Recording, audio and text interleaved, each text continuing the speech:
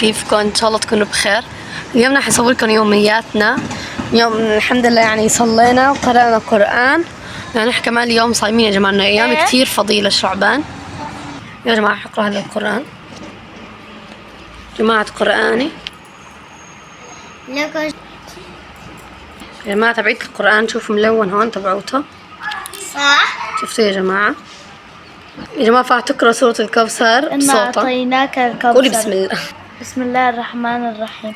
إنا أعطيناك الكوثر فصل لربك وارحل إن شانئك هو الأبتر. صدق الله العظيم. اوكي يا جماعة أنا حقرأ يمكن. بسم الله الرحمن الرحيم. إنا أعطيناك الكوثر فصل لربك وانحر إن شانئك هو الأبتر. صدق الله العظيم. صلوا على النبي. اللهم صل على سيدنا محمد. يا جماعة نستغفر ربنا أنا وفرح.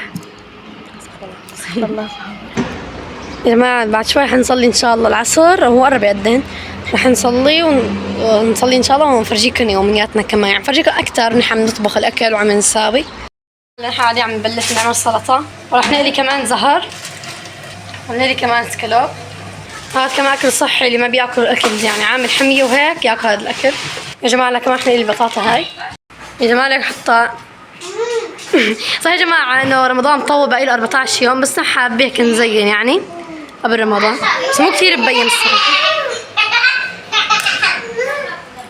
في يا جماعة يا جماعة نحن بنكون صايمين كثير بنحب ناكل نقاي مثل الزهر والباذنجان والبطاطا المقلية والبسكوت أو النقت، ما كيف تقولوا له أنتم، نقانا وهيك يعني. يا جماعة فكرة نحن لسه ما خلصنا يعني، بس هيك يعني كبداية أول شيء، يعني جبنا بس هاي أول شيء، بعدين حنزينه أكثر لسه. شو رأيكم يا جماعة بالشكل؟ كتير حلو صح؟ هو مثل نجوم وهلال. يا جماعة يعني العامل ده يعني بحب المقالي كتير، ما بيقدر ياكلهم، يعني أحسن له كمان بيقدر يعني يحطهم بالقلاية الهوائية أو بالفرن. يا جماعة الحمد لله قدام، أنا على فكرة لحد الآن مش شربت مي، بس هلا رح أشرب.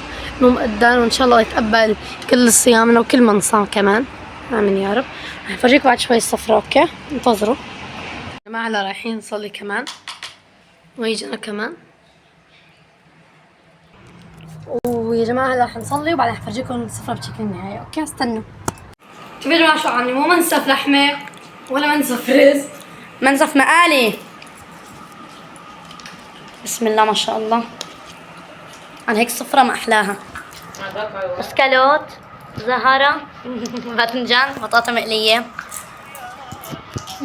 بجنن. السلطة هاي بحلى فيها بعدين بعد ما خلص الأكل، إنه هاد شي تقيل. شو رايكم منسف المقالي؟ والله غير الشكل. شوفني على قولة الشيف عمر الله يبارك له، بجنن.